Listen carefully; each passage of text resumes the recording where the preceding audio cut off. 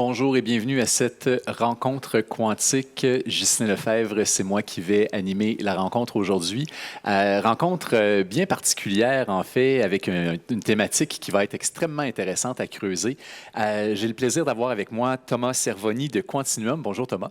Bonjour Justin. Thomas, chez Quantinuum, tu es responsable du projet Picturalisme quantique. J'ai vraiment très hâte d'en apprendre plus sur ce que c'est le picturalisme quantique. Maintenant, avant de sauter dans le vif du sujet, est-ce que tu pourrais nous raconter qu'est-ce que c'est Quantinuum? Oui, bien sûr. Quantinuum, c'est une société d'informatique quantique qui est née de la fusion de deux sociétés d'informatique quantique, l'une qui travaillait sur le matériel. Donc, c'était un groupe au sein du conglomérat américain Honeywell, qui qui fabriquait du hardware à ions piégés. Mm-hmm. Et qui a fusionné en fait avec une société anglaise, qui s'appelait Cambridge Quantum Computing, qui, elle, développait des solutions software, donc des solutions logicielles appliquées à différentes thématiques. Donc on allait de la cybersécurité, je pourrais creuser ça dans un instant, jusqu'à divers algorithmes quantiques et aussi creuser sur le quantum machine, l'apprentissage automatique quantique. OK, excellent. Donc, dans le fond, là, tu nous parles de Honeywell, donc une compagnie qu'on connaît. En fait, tout à l'heure, on était dans mon bureau, puis l'appareil pour la température, le thermostat, merci, était un thermostat Honeywell. Donc, on parle bien de cette même compagnie Honeywell-là. Donc, Honeywell avait une division quantique qu'ils ont décidé donc de mettre à l'extérieur de la compagnie principale. Et donc, de là est né avec la fusion avec Cambridge Computing. De là est né Quantinuum, qui est une société, du coup, full stack. OK, donc full stack au sens où vous produisez autant du hardware, donc la partie matérielle, que le software, la partie logicielle. Que le software et aussi les applications de ce software. Alors pour l'instant, on est encore à l'ère du développement, mais oui, les applications de ce software sur des thématiques particulières.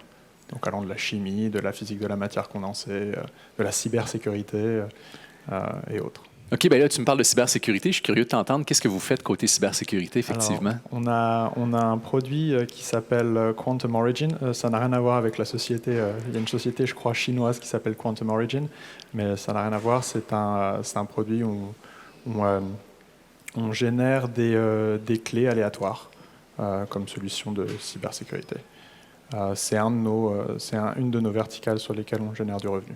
OK, donc la génération de clés aléatoires, c'est une façon donc de faire une nouvelle façon de faire de l'encryption. Voilà. Donc aujourd'hui, encryption qui pourra être résistante aux éventuelles attaques quantiques, c'est ce qu'on comprend?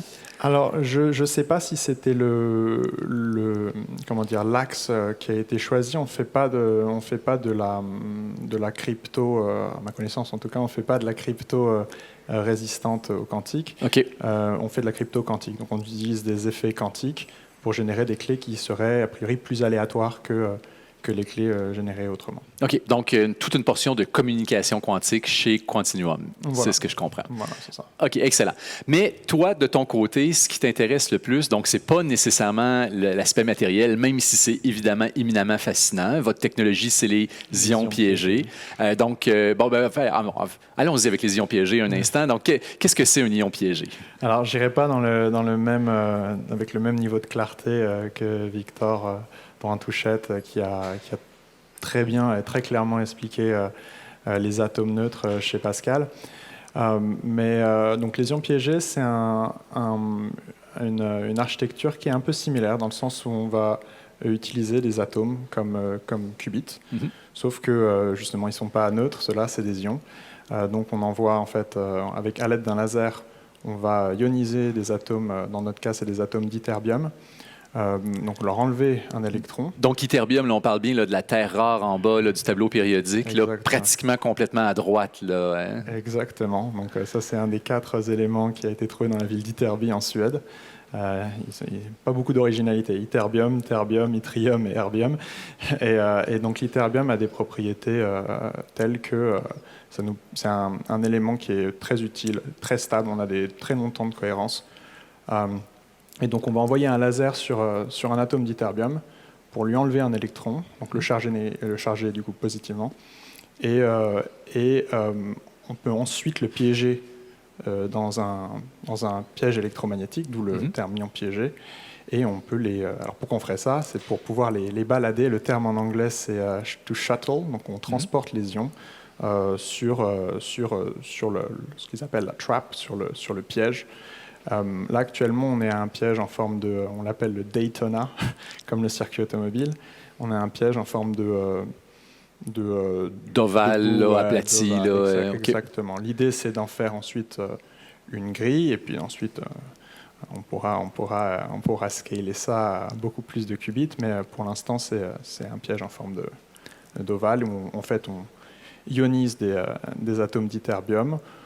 Et ensuite, à l'aide de lasers, on les excite, on code une information quantique et on peut les balader le long de la trappe, le long du circuit et faire des opérations ainsi.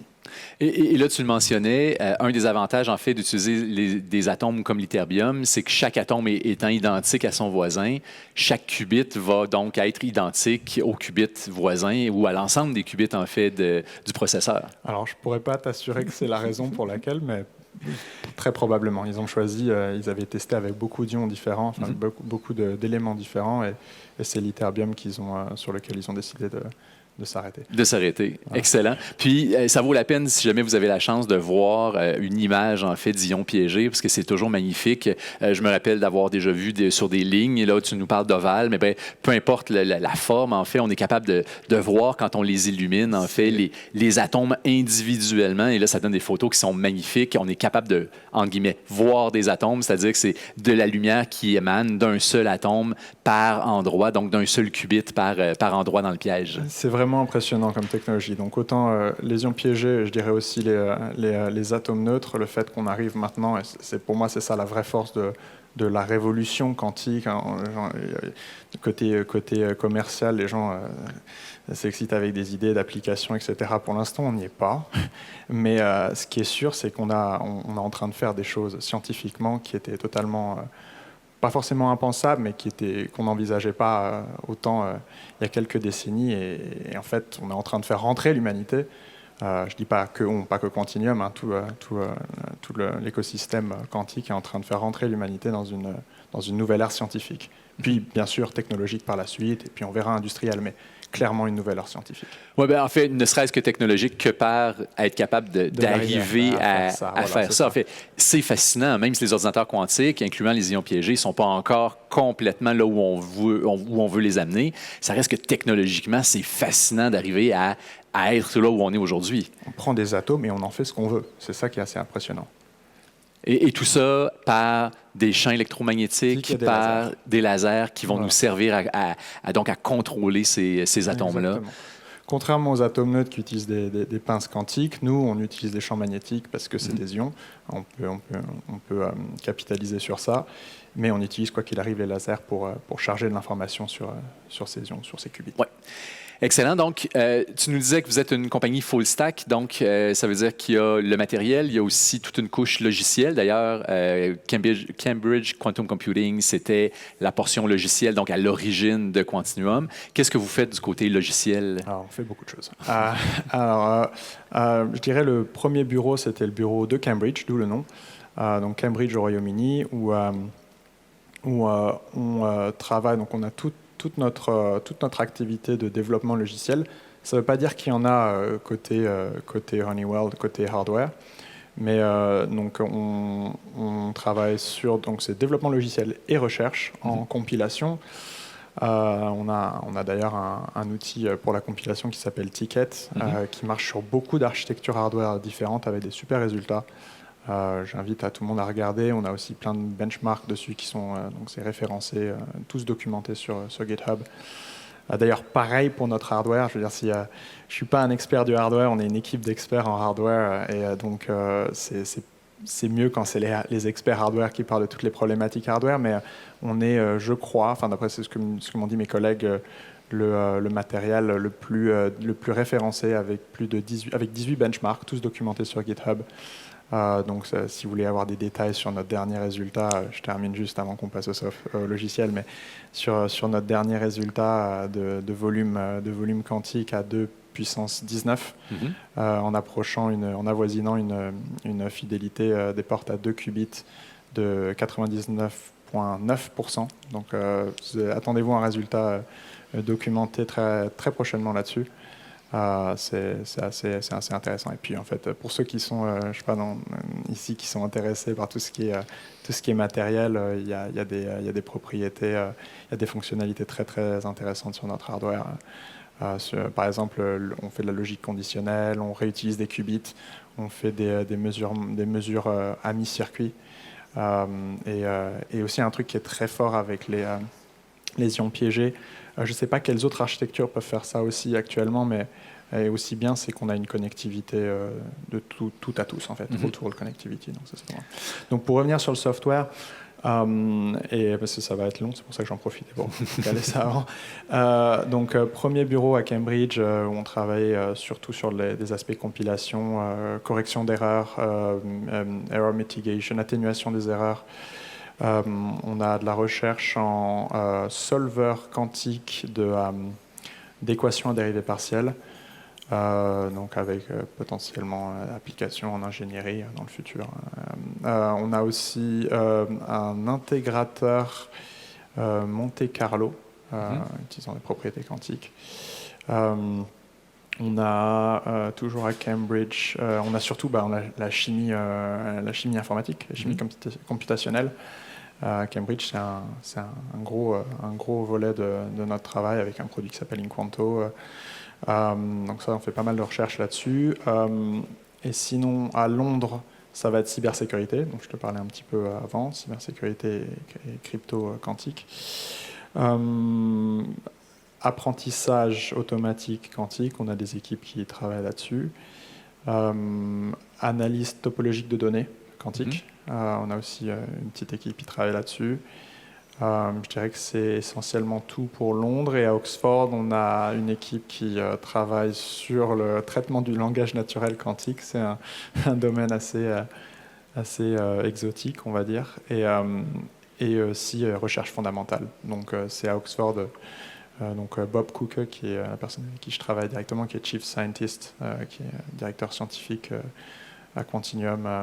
C'est lui qui a co-inventé le calcul, le ZX calcul, dont on va parler après. Oui, absolument. Donc, ZX Calcul, on y arrive, et le picturalisme, là, donc ça s'en vient, ça s'en vient. Donc, peut-être avant de sauter dans le vif du sujet. J'ai un dernier point en recherche. Oui, vas-y. Je pense que c'est même le plus important, en fait. J'aurais dû le mentionner avant. C'est, deux derniers points, en fait, en recherche. L'un, c'est la recherche en simulation pour la physique de matière condensée. Ça, c'est juste que ça ne se fait pas au Royaume-Uni, c'est dans un autre bureau qu'on a à Munich, en Bavière, en Allemagne. Mon collègue Hendrik Dreyer est expert, il gère en fait le groupe, il mène le groupe qui travaille sur des simulations pour la physique de la matière condensée.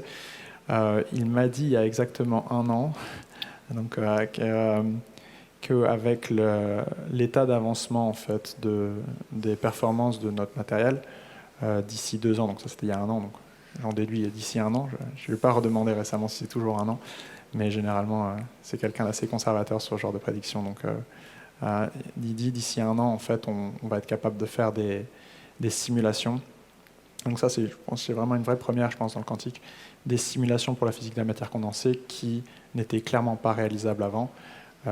Et qui vont permettre aux physiciens de la matière condensée de pouvoir faire des simulations qu'ils ne pouvaient pas faire avant.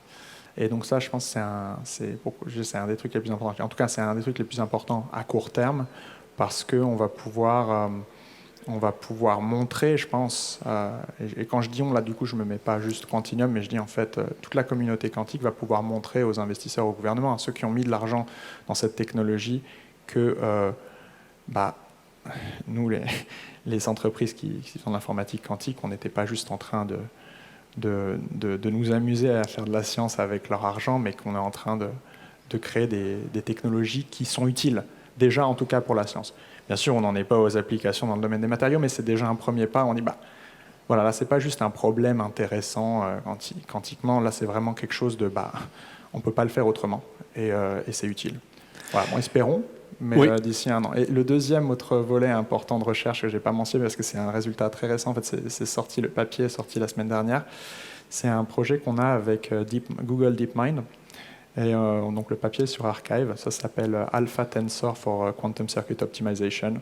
Donc vous l'avez deviné, c'est l'utilisation d'intelligence artificielle, enfin d'apprentissage automatique pour optimiser des circuits quantiques. Donc beaucoup de gens ont parlé beaucoup de quantum machine learning, donc apprentissage automatique quantique, mais en fait l'utilisation d'intelligence artificielle sur du quantique, ça va devenir quelque chose de très grand. D'ailleurs, j'en parlais avec Tom tout à l'heure.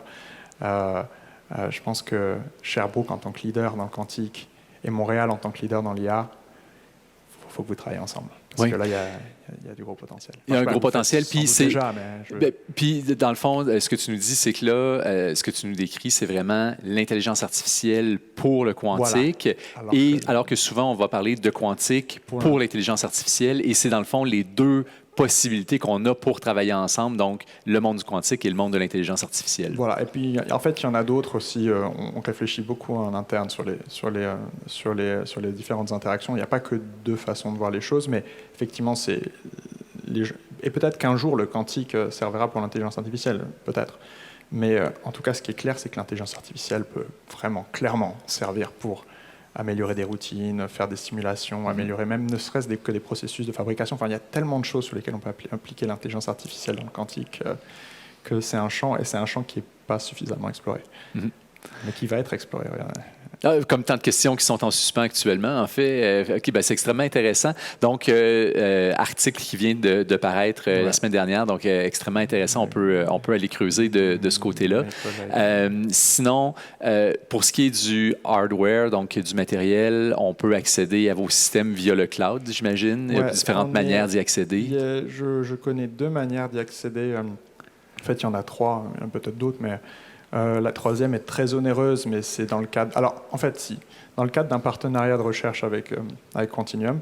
Attendez, je vais tousser, donc je vais... Dans le cadre d'un partenariat avec Quantinuum, on peut être amené à faire de la recherche en utilisant des machines Quantinuum, mais la façon principale, c'est via Microsoft, Microsoft Azure. Deuxième, il me semble, c'est via les laboratoires nationaux Oak Ridge aux États-Unis, Oak Ridge National Labs. Je dirais que c'est les manières les plus... Et donc, là, il y a quelques ordinateurs quantiques ou quelques systèmes quantiques là, qui sont disponibles, là, donc possible de lancer les calculs. Je veux revenir sur un point que tu mentionnais. Donc, vous êtes en gate-based, c'est-à-dire que c'est des ordinateurs qui vont être manipulés par des portes logiques quantiques. Mais en même temps, tu nous mentionnais que ce que vous voyez à très court terme, c'est l'utilisation de vos systèmes pour la physique de la matière condensée. Parce qu'aujourd'hui, différents types d'architecture quantique vont être plus propices à un tel ou un autre type de calcul. Et là, dans votre cas, donc, avec les ions piégés, ce que tu nous dis, c'est que c'est des systèmes qui vont être particulièrement adaptés à du travail, donc de physique de la matière condensée. Alors, j'ai pas les compétences pour être capable de confirmer ce que tu me dis, mais il me semble, prenez des pincettes, vérifions, si je me trompe, je mettrai dans les commentaires de la vidéo, il me semble que c'est... donc, nos machines ont un volume quantique très élevé. Et je pense que donc c'est pas une mesure qui est vraiment intéressante pour tout, mais je crois que dans le cas de la matière condensée, c'est intéressant et c'est pour ça que on a des très longs temps de cohérence, on a du couplage. Donc avec la connectivité de tous les qubits vers tous les autres qubits du système, entre autres. Là, donc c'est ce que ça permet. Je pense, OK. Excellent. Bien, parfait. Alors, écoute, je te propose de sauter dans le vif du sujet avec donc le projet de picturalisme quantique. Je dis vif du sujet parce que c'est vraiment le projet sur lequel tu travailles à l'intérieur de Quantinuum. Est-ce que tu peux nous expliquer ce que c'est? Oui. Donc, le picturalisme quantique, on l'appelait comme ça parce que Alors on ne voulait pas trouver encore un nom où on met un mot et puis on met quantique à côté pour créer une hype. Non, c'est pas ça, j'espère pas en tout cas. Mais c'est parce que ZX Calcul, ça fait quand même... le but de ce projet, c'est de le rendre accessible. Et ZX Calcul, c'est très arcane, c'est très mystérieux comme terme. Et l'idée, ce qu'on veut dire par là, c'est que on utilise des images, donc picturalisme, hein, pour expliquer des idées quantiques, pour expliquer des concepts quantiques. Et là, tu nous as parlé de ZX Calcul. Donc, on a vérifié du côté français, il faut dire ZX Calcul avec le trait d'union. Donc, c'est la façon de le dire. Ouais, je l'ai découvert qu'il y a quelques jours. Je pense que c'est comme en mathématiques, il y a plein de concepts où en fait on inverse. C'est pas des anglicismes, hein, je crois pas. Je sais pas, on parle de variété, par exemple, two manifolds, deux variétés, je crois, en français. On ne sait pas variété 2, je crois. Ouais, OK. Donc, on parle de ZX Calcul. Donc, ça, on vient de statuer. Ça va être la façon d'en parler pour... Mais je vais faire la faute. Je pense que je vais dire calcul ZX plusieurs fois aujourd'hui. Je suis encore en train de m'y habituer. C'est bon, on peut dire les deux, ça me va aussi. Donc, est-ce que tu peux... Bon, donc, tu nous dis que le picturalisme sur lequel vous travaillez est basé sur le ZX Calcul. Ouais. Est-ce que tu peux nous expliquer, donc, peut-être, pour commencer, ce que c'est le ZX Calcul? Oui. Donc, c'est un formalisme mathématique qui a été créé en 2007, en tout cas dans un premier papier par Bob Cooker, donc, mon chef qui est directeur scientifique chez Quantinuum, et Ross Duncan qui est le directeur software de Quantinuum, logiciel Quantinuum. Et c'est un formalisme mathématique qui vient de la recherche fondamentale en théorie quantique. Donc, je ne sais pas ce que j'ai vraiment...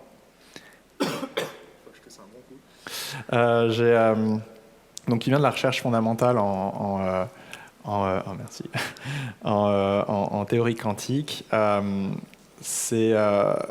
vient plus précisément de ce qu'on appelle categorical quantum mechanics, qui est en fait l'application de la théorie des catégories à la recherche fondamentale dans le quantique.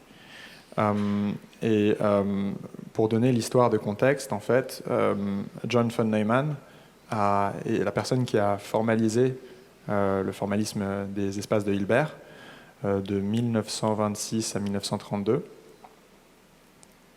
Ce que certaines personnes savent, c'est que von Neumann, en fait, lui-même, a émis des doutes sur ce formalisme. Alors, que personne s'affole, hein, je sais très bien que les espaces de Hilbert, ça marche, hein, et qu'on ne va pas changer ça, mais il ne cherchait pas, il ne disait pas qu'il y avait quelque chose qui allait mal dedans, mais il cherchait à améliorer le formalisme, à le rendre... merci beaucoup. Je vais boire un bon coup. Il cherchait à améliorer le formalisme pour le rendre... pour faire en sorte que ce formalisme permettre une meilleure compréhension conceptuelle du quantique. Il appelait ça en fait la logique quantique. Et donc lui, son point de départ, c'était la mesure, parce que c'était le truc un peu le plus mystérieux, et lui, il a vraiment pris la mesure comme point de départ. Et en fait, alors ça s'appelait the Closed Linear Hilbert Subspaces. Et donc, il a développé ça sur plusieurs années. Et en fait, ce formalisme ne marchait pas dans le cas... Donc, ça a été un échec, hein, la logique quantique. Ce formalisme ne marchait pas dans le cas de composition de systèmes. Donc, quand tu as deux systèmes, évidemment, quand tu as deux systèmes quantiques, ça forme un système, et pas selon les mêmes règles logiques que quand tu as deux systèmes classiques. Et d'ailleurs, c'est ce qui avait poussé Schrödinger à dire que... l'intrication, c'est pas un point, c'est pas une caractéristique, mais la caractéristique la plus importante de la théorie quantique. Et donc la categorical quantum mechanics, donc l'application de la théorie des catégories en quantique, a eu comme point de départ en fait la composition des systèmes. Et le calcul ZX est sorti de là. Juste un petit mot sur théorie des catégories.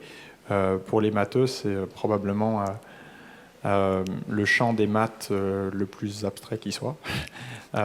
Souvent, ça a d'ailleurs une mauvaise presse auprès des physiciens qui considèrent que c'est soit trop compliqué, soit même unnecessarily complicated. Parfois à raison, parfois a raison.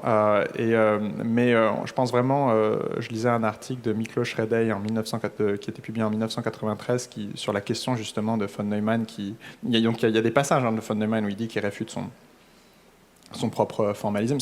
Encore une fois, il ne dit pas qu'il n'y croit pas, mais il cherche quelque chose de mieux selon lui.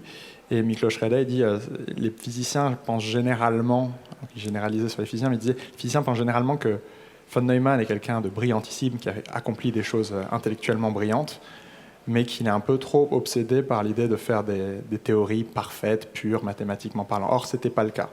C'était pas le cas. Von Neumann voulait vraiment quelque chose qui, conceptuellement, donc en fait, physiquement, était plus proche de ce qui se passait. Voilà. Mais donc, le calcul ZX est sorti de cette théorie, en fait, de ces applications de maths extrêmement pures. Et donc ça, j'aime bien en parler parce que quand on regarde toutes les sciences, on a des sciences. Donc, si on met les sciences sur un continuum, sur un spectre, allant des sciences les plus pures et abstraites aux sciences les plus appliquées, on voit que effectivement les recherches dans les unes vont parfois, même souvent, affecter des points adjacents du spectre. Mais là, on voit quelque chose d'assez intéressant, c'est que je pense que c'est un des rares exemples où tu as quelque chose de vraiment très très fondamental. Je pense que la théorie des catégories, c'est plus abstrait que si on voulait mettre une mesure, c'est plus abstrait que la topologie, par exemple. C'est vraiment très très abstrait, quoi. On dit que c'est des métamathématiques, c'est des maths sur des maths. Et qui en fait a des applications très concrètes sur par exemple l'optimisation de circuits. Et tu as des routines en fait état de l'art qui sont basées vraiment strictement sur le ZX calcul. Beaucoup moins qu'avant, mais il y en a quand même quelques-unes.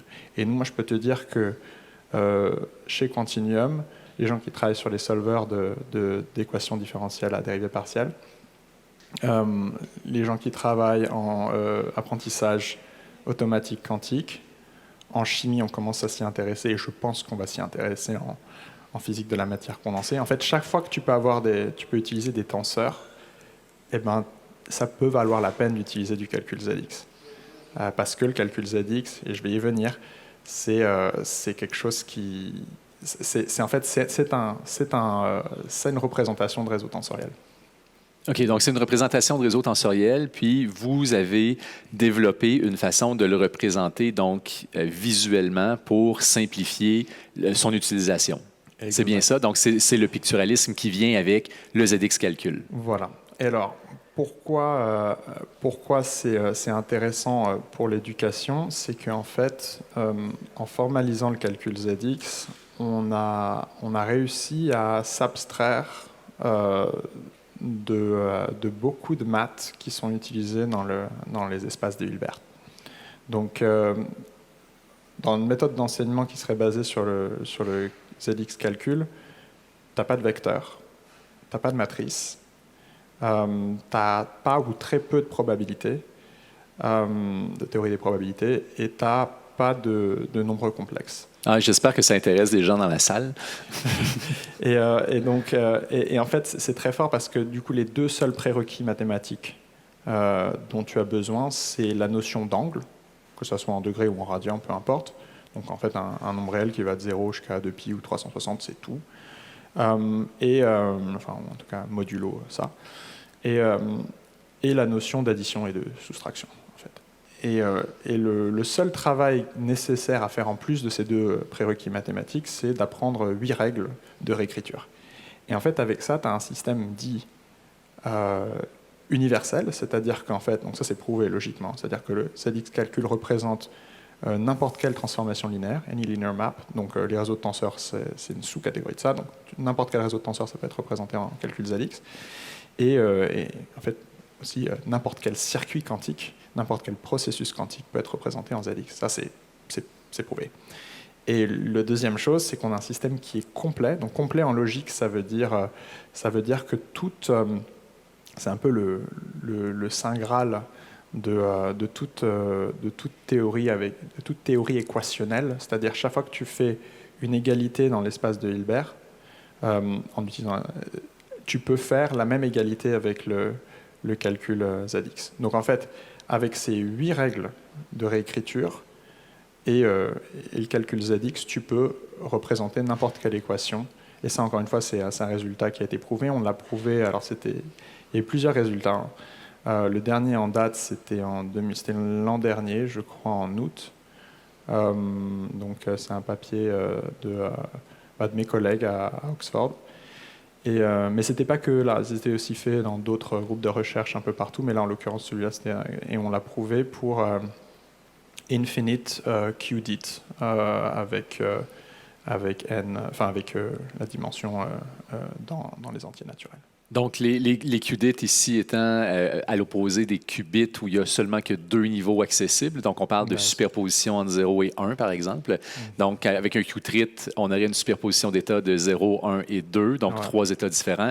Et des qubits, ben là, c'est un nombre arbitraire d'états, donc à l'intérieur d'un seul élément d'information qu'on appelle le qubit à ce moment-là. Alors, nous, chez Quantinuum, on ne l'explore pas, en tout cas pas publiquement. Et je sais qu'il y a des groupes de recherche. Je parlais quand on était la semaine dernière à Calgary, il y avait une chercheuse. En fait, il y en a 3, peut-être d'autres, mais la troisième est très onéreuse, mais c'est dans le cadre. Alors, en fait, si. Dans le cadre d'un partenariat de recherche avec Quantinuum. Attendez, je vais tousser, donc je vais éteindre le micro. Dans le cadre d'un partenariat avec Quantinuum, on peut être amené à faire de la recherche en utilisant des machines Quantinuum, mais la façon principale, c'est via Microsoft, Microsoft Azure. Deuxième, il me semble, c'est via les laboratoires nationaux Oak Ridge aux États-Unis, Oak Ridge National Labs. Je dirais que c'est les manières les plus... Et donc, là, il y a quelques ordinateurs quantiques ou quelques systèmes quantiques là, qui sont disponibles, là, donc possible de lancer les calculs. Je veux revenir sur un point que tu mentionnais. Donc, vous êtes en gate-based, c'est-à-dire que c'est des ordinateurs qui vont être manipulés par des portes logiques quantiques. Mais en même temps, tu nous mentionnais que ce que vous voyez à très court terme, c'est l'utilisation de vos systèmes pour la physique de la matière condensée. Parce qu'aujourd'hui, différents types d'architecture quantique vont être plus propices à un tel ou un autre type de calcul. Et là, dans votre cas, donc, avec les ions piégés, ce que tu nous dis, c'est que c'est des systèmes qui vont être particulièrement adaptés à du travail, donc de physique de la matière condensée. Alors, j'ai pas les compétences pour être capable de confirmer ce que tu me dis, mais il me semble, prenez des pincettes, vérifions, si je me trompe, je mettrai dans les commentaires de la vidéo, il me semble que c'est... donc, nos machines ont un volume quantique très élevé. Et je pense que donc c'est pas une mesure qui est vraiment intéressante pour tout, mais je crois que dans le cas de la matière condensée, c'est intéressant et c'est pour ça que on a des très longs temps de cohérence, on a du couplage. Donc avec la connectivité de tous les qubits vers tous les autres qubits du système, entre autres, là, donc c'est ce que ça permet. Je pense, OK. Excellent. Bien, parfait. Alors, écoute, je te propose de sauter dans le vif du sujet avec donc le projet de picturalisme quantique. Je dis vif du sujet parce que c'est vraiment le projet sur lequel tu travailles à l'intérieur de Quantinuum. Est-ce que tu peux nous expliquer ce que c'est? Oui. Donc, le picturalisme quantique, on l'appelait comme ça parce que... alors, on ne voulait pas trouver encore un nom où on met un mot et puis on met quantique à côté pour créer une hype. Non, c'est pas ça, j'espère pas en tout cas. Mais c'est parce que ZX Calcul, ça fait quand même... le but de ce projet, c'est de le rendre accessible. Et ZX Calcul, c'est très arcane, c'est très mystérieux comme terme. Et l'idée, ce qu'on veut dire par là, c'est que on utilise des images, donc picturalisme, pour expliquer des idées quantiques, pour expliquer des concepts quantiques. Et là, tu nous as parlé de ZX Calcul. Donc, on a vérifié du côté français, il faut dire ZX Calcul avec le trait d'union. Donc, c'est la façon de le dire. Oui, je l'ai découvert qu'il y a quelques jours. Je pense que c'est comme en mathématiques, il y a plein de concepts où, en fait, on inverse. Ce n'est pas des anglicismes, je ne crois pas. Je sais pas, on parle de variété, par exemple, two manifolds, 2 variétés, je crois, en français. On ne sait pas variété 2, je crois. Oui, OK. Donc, on parle de ZX calcul. Donc, ça, on vient de statuer, ça va être la façon d'en parler pour... Mais je vais faire la faute. Je pense que je vais dire calcul ZX plusieurs fois aujourd'hui. Je suis encore en train de m'y habituer. C'est bon, on peut dire les deux, ça me va aussi.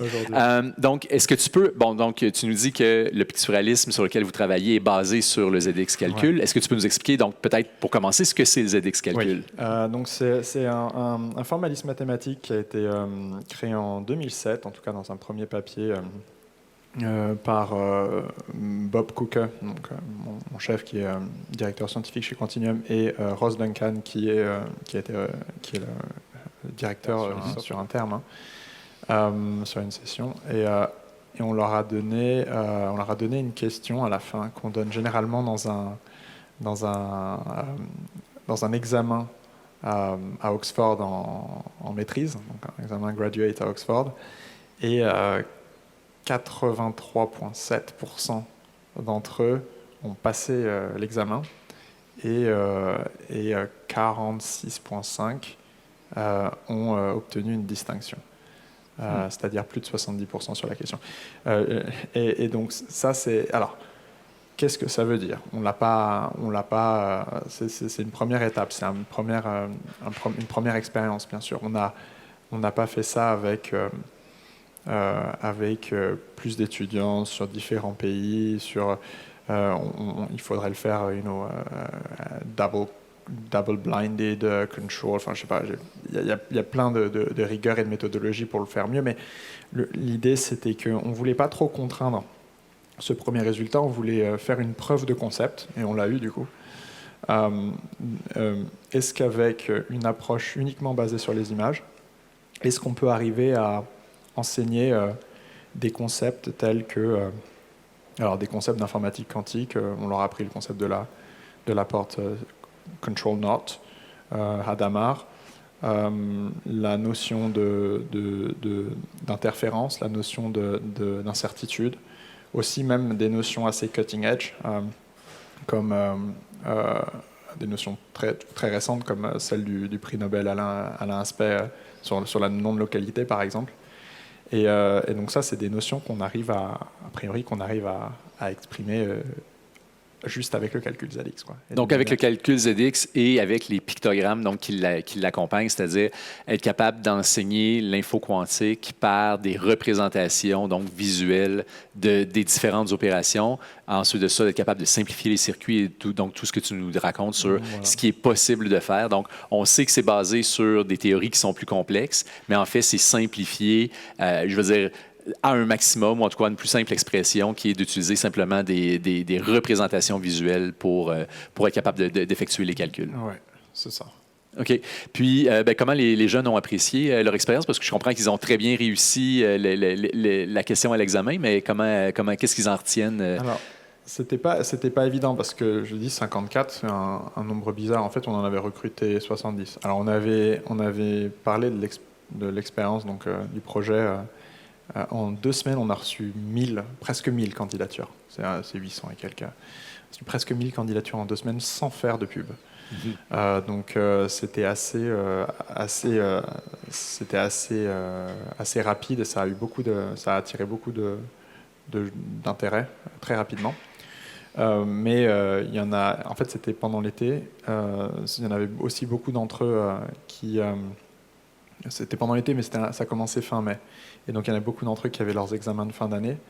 Donc, on ne l'a pas fait dans des meilleures conditions. Donc, d'un côté, on aurait pu être plus rigoureux, mais de l'autre côté, en fait, en vrai, on n'était vraiment pas dans de bonnes conditions expérimentales, dans le sens où il y en a qui partent en vacances, il y en a qui avaient des examens.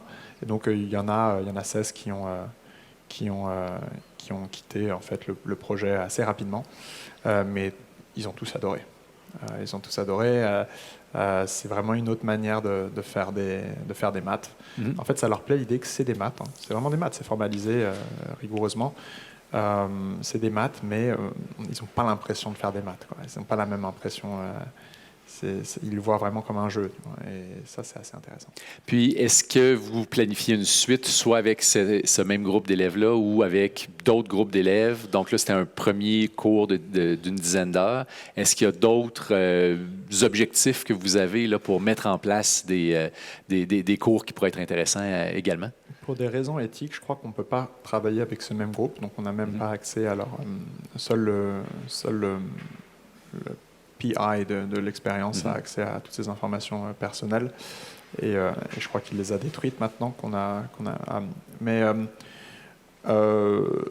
mais c'est vrai que bon, là, dans les futures itérations, je pense qu'on va faire des choses avec différents cadres éthiques en fonction de ce qu'on cherche à faire. Et je suis sûr qu'il y aura des cas où on pourra interagir avec des personnes qui ont appris et voir un peu c'est quoi aussi leur expérience, peut-être quelques années après. Est-ce que ça les aide quand ils commencent à faire de l'algèbre binaire ou pas? Il y a vraiment beaucoup de choses à faire. En fait, on est au tout début de cette méthode.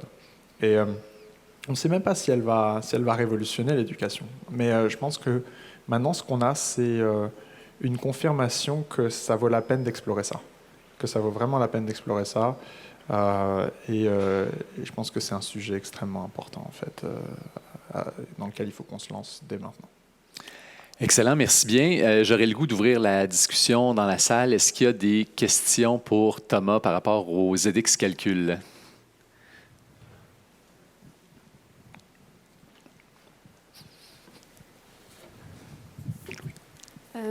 Merci pour la discussion. J'avais une petite question par rapport au codé.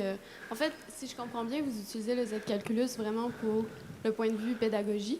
Donc, enseigner les concepts dont tu as parlé un petit peu en informatique quantique. Ce que je me demandais, c'est est-ce que quelque part dans ce cours de 10 heures-là, par exemple, il y a mention de c'est quoi une portinote ou c'est plus, dans le fond, juste passer au travers le ZX Calculus puis cette expression sous forme un peu de réseau de tenseurs, en fait.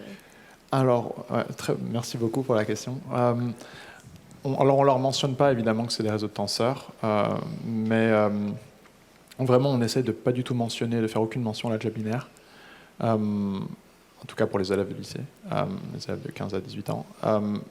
Alors, on leur explique, en fait, ils comprennent assez facilement ce que fait une porte CNOT grâce au ZX calcul. Donc, on ne leur explique pas comment on fabrique une porte CNOT, par exemple, sur du matériel, mais on leur explique en fait la logique de la porte CNOT avec le ZX calcul. Je ne sais pas si je réponds à ta question. Ouais.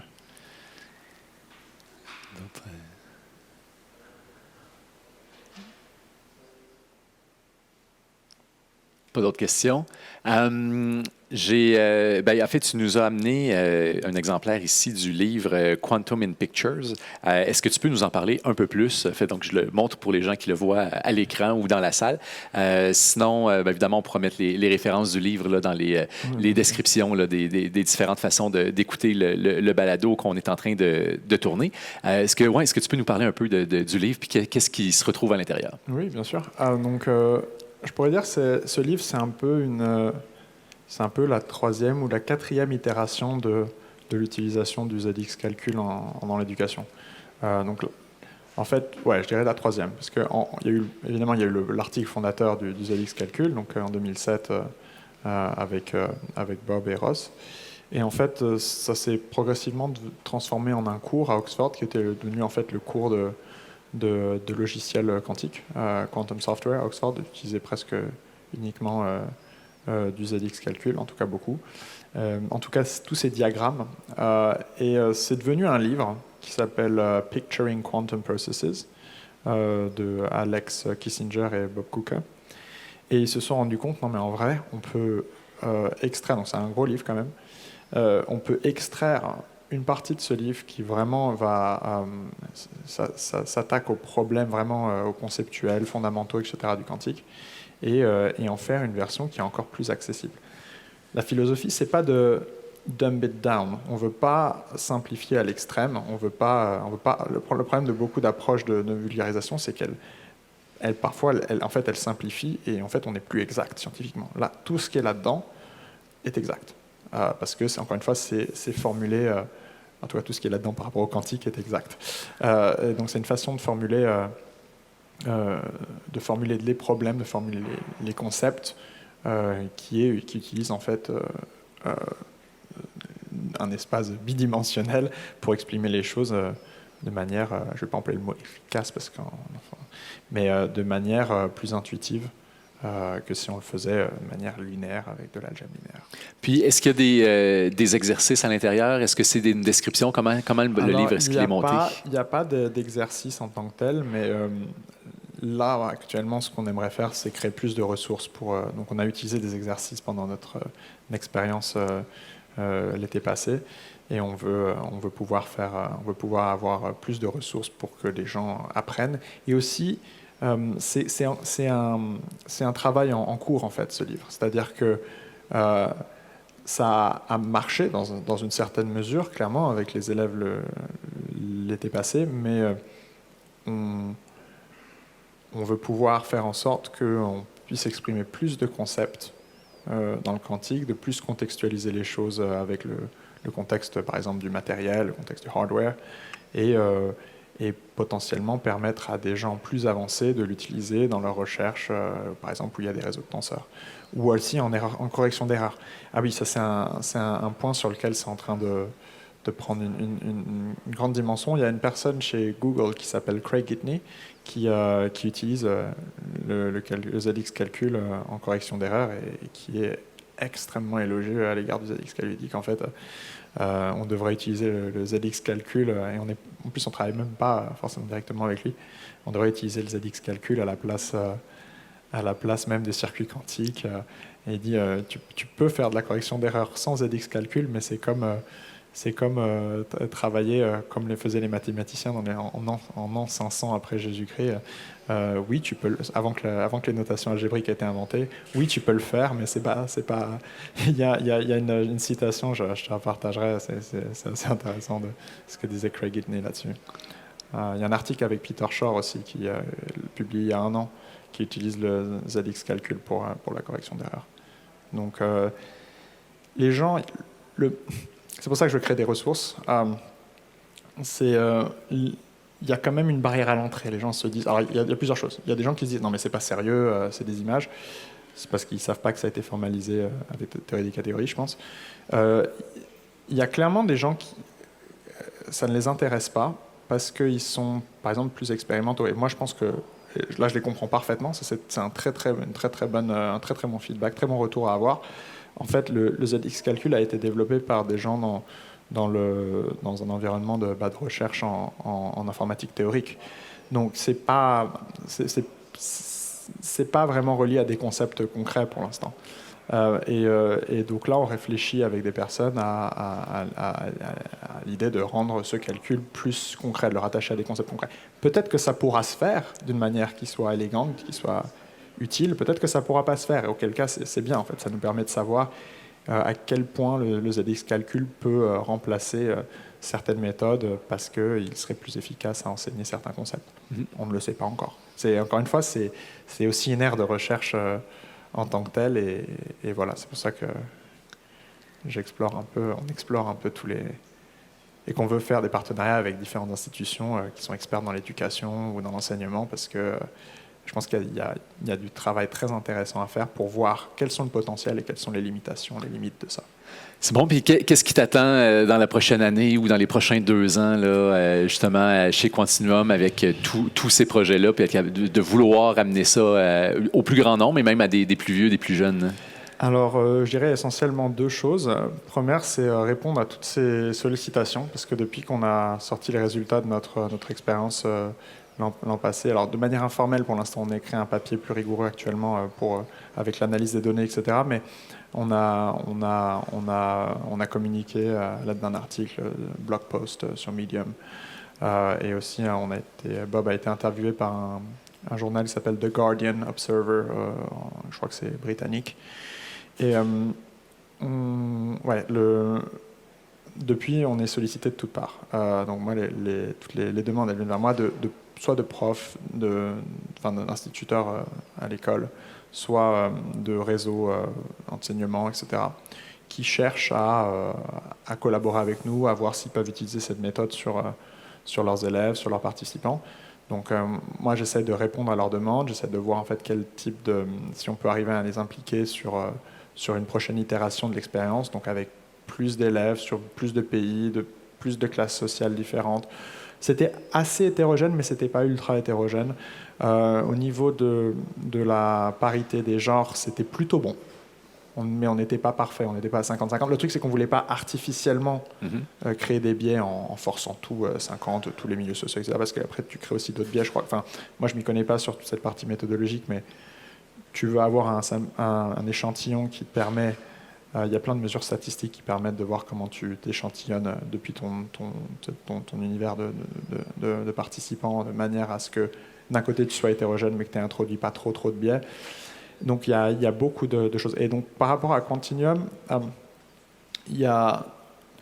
c'est pas quelque chose qui va rentrer dans le business de Quantinuum directement. Donc c'est quelque chose que moi je vais lever des fonds. Je vais lever des fonds de manière externe. Je vais chercher des financements pour monter ce projet. Et c'est bien parce que ça permet aussi d'avoir une plus grande portée. Mais Quantinuum c'est un projet qui tient très à cœur Quantinuum quand même. Donc on veut pas commercialiser ça, c'est pas le but. On veut même pas de manière indirecte en tirer de la valeur, c'est-à-dire qu'on va pas faire de marketing dessus. Après si notre équipe publie des papiers de recherche en éducation économique, bien sûr on va le dire, mais c'est pas quelque chose qu'on veut utiliser comme un actif pour en tirer des avantages commerciaux. Parce que ça serait hypocrite. De toute façon, les gens ne sont pas dupes. Si on faisait ça, après ça pourrait même retomber dessus. Donc, l'approche, elle est plutôt plus large. C'est-à-dire qu'on a quelque chose qui potentiellement peut rendre l'apprentissage de cette science plus accessible. Parce que quand on a quelque chose avec beaucoup moins de barrières à l'entrée mathématique, déjà, il y a moyen qu'on intéresse beaucoup plus de gens, beaucoup plus d'adolescents. Donc ça, c'est une première chose. Si on y arrive bien avec les jeunes, on devrait pouvoir y arriver bien avec tout le monde, en vrai. En tout cas, avec une vaste portion de la population. Et donc, on rentre dans un monde où, voilà, actuellement, on a une révolution qui est scientifique, ça, il n'y a aucun doute, qui devient technologique. Il y a des bouts effectivement, de révolution technologique qui sont en cours. Elle va le devenir de plus en plus. Ce qu'on disait au début, le fait qu'on arrive à faire ce qu'on veut avec des atomes, c'est incroyable. Et plein d'autres choses. Et en toute logique, en fait, au bout d'un moment, elle devrait être industrielle. Juste, on ne sait pas à quoi ça va ressembler. On ne sait pas si ça sera les ordinateurs, on ne sait pas si ça sera peut-être des nanotechnologies. On verra à quoi ça ressemble. Mais on a un processus de révolution qui est en train de s'opérer, qui va impacter la société sur tous les grands axes. Quand on regarde les secteurs industriels cœur de l'économie mondiale, c'est tous des secteurs industriels dans lesquels, donc, par exemple, si je parle l'énergie, agroalimentaire, pharmaceutique, quoi d'autre, chimie, matériaux, finance, c'est un cas un peu particulier, mais technologie de l'information et de communication, c'est des secteurs dans lesquels, chaque fois qu'il y a une poussée, une révolution scientifique, ces secteurs sont changés. Parce qu'en fait, c'est des secteurs qui dépendent énormément des sciences naturelles.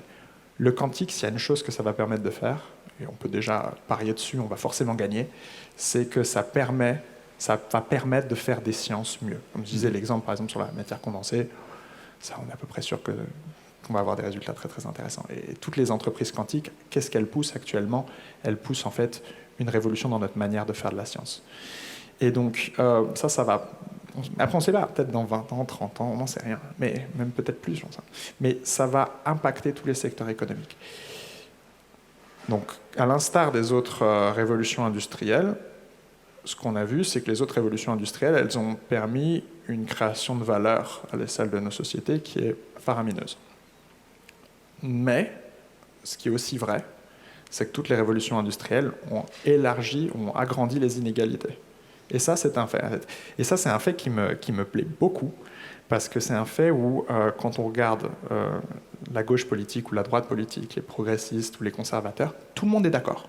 Ça, c'est un des rares sujets où tout le monde est d'accord, sur lequel l'éducation, en fait, enfin, pas l'éducation, les inégalités, quand elles sont extrêmes, elles peuvent être toxiques pour toute la société. Et quand on regarde, elles peuvent être toxiques aux gens qui sont tout en bas de l'échelle, qui sont les plus victimes de ces inégalités, mais elles peuvent être aussi toxiques aux personnes qui sont tout en haut de l'échelle.